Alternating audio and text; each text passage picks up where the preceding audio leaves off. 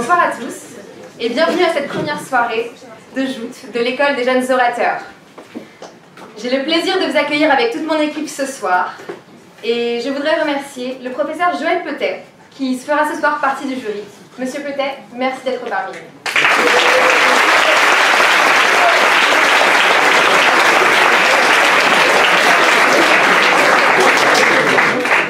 Mais vous l'aurez compris, ce soir est également une soirée très particulière, car nous recevons une invitée qui nous fait l'honneur de s'intéresser à notre compétition de joute oratoire.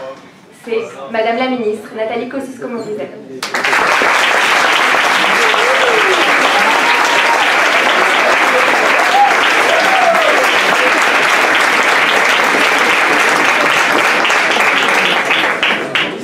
Nous la remercions donc pour sa présence. Et avant de lui laisser la parole et de laisser la parole à nos auditeurs, j'aimerais tout d'abord vous dire quelques mots sur le projet que porte l'École des jeunes orateurs, et plus précisément sur l'éloquence. Car après tout, pourquoi sommes-nous ici ce soir? Pourquoi faire remplir à craquer l'amphi 324? Ce soir, beaucoup d'entre vous vont découvrir cet exercice si particulier qui est celui de la joute oratoire. Nos jouteurs vont donc se lancer dans l'arène et défendre un sujet qui leur a été imposé. Et pourtant, ils vont nous convaincre, nous, public exigeants, de l'affirmative ou de la négative. C'est donc un exercice qui est complexe, une mise en danger. Mais c'est avant tout un spectacle. Mais attention, un jouteur, même s'il lui ressemble beaucoup, n'est pas un acteur. Car un bon jouteur est avant tout un jouteur sincère, qui saura mener et amener une réflexion propre sur un sujet qui initialement n'était pas le sien. L'art oratoire est en effet quelque chose qui demande un engagement tout entier. Le jouteur n'a pour matière que lui-même et se livre tout entier à son auditoire, sans phare, dans le seul but d'être entendu et écouté. À lui donc d'allier les trois piliers de son argumentation: sa réflexion, sa voix et son corps. À lui donc d'opérer une véritable alchimie entre ces trois éléments. Ainsi, par la seule puissance de sa présence, par un jeu de mots particulièrement habile, par l'intonation de sa voix, par la précision de son regard, ou même de son silence, le jouteur saura donner de la force, de la prestance à ses propos, et ainsi remporter l'adhésion de son public. C'est cette vision de l'éloquence que le JO porte et a toujours porté. Nous espérons que nos jouteurs et nos jouteuses s'engagent et portent toujours plus haut ces joutes de le JO. Nous espérons que chacun a envie d'apprendre, de progresser et par cette occasion d'impressionner, de marquer et de surprendre le public. Nos jouteurs sont prêts, s'impatientent peut-être et vont se lancer. Je leur rends très bientôt la parole. Mais avant, je souhaiterais juste qu'à la fin de cette soirée, nous repartions tous avec un souvenir. Que ce soit une phrase, une parole, une attitude, un geste qui nous aura impressionnés ou marqués.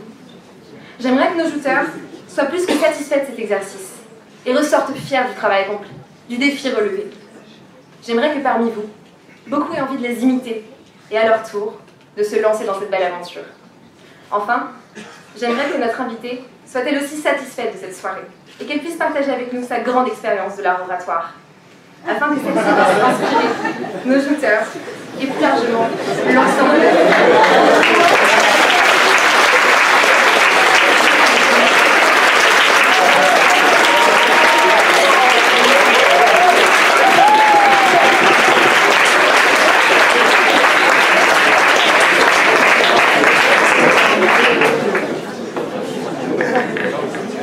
Bonsoir à tous. J'ai compris que ici, dans cet amphi plein à craquer, vous prépariez la relève.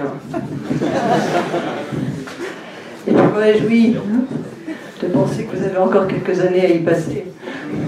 Car je me sens bien déterminé, bien motivé, plein d'énergie. Et sans aucun doute, de relève, on a besoin. Et en matière d'art oratoire, tous les anciens collègues à l'Assemblée nationale vous diront que c'était mieux avant. donc il y a du boulot et vous êtes attendus. Moi, j'ai pas appris à oratoire, donc je suis la mauvaise personne pour introduire cette soirée. J'ai pas fait d'études littéraires, j'ai fait maths. J'ai appris à écrire des équations, à mettre des signes cabalistiques les plus compliqués possibles sur une copie, dans l'espoir que seul le prof les comprendra, et à surtout pas présenter ça de manière compréhensible pour le grand public. C'est vous dire si j'ai dû m'adapter un peu sur le tas quand j'ai commencé la politique. Et la personne qui m'ait donné les meilleurs conseils en la matière n'était pas issue du monde politique. Elle était issue du monde du théâtre. Il s'agissait de quelqu'un dont vous avez peut-être entendu parler, qui est Muriel Mayette, qui était à l'époque responsable de la Comédie Française. J'étais allée la voir pour essayer d'étouffer ce charmant zozotement que vous avez déjà repéré dans ma voix, sans succès, comme vous l'entendez. Elle avait annoncé très vite, en disant que ça n'avait aucune importance, ce dont je ne suis toujours pas convaincue. Mais elle m'avait appris une autre chose, qui est que l'art oratoire est un échange d'énergie, avant d'être un échange d'arguments. Et c'est la chose la plus subtile et la plus vraie que j'ai entendue sur le sujet, donc je vous la livre à mon tour. C'est comme dans la vraie vie, il y a des soirs où c'est réussi et des soirs où c'est raté. Les raisons peuvent en être mystérieuses. Et quand c'est réussi, il y a eu un échange d'énergie. Vous avez beaucoup donné à la salle, mais en fait la salle vous a beaucoup donné aussi.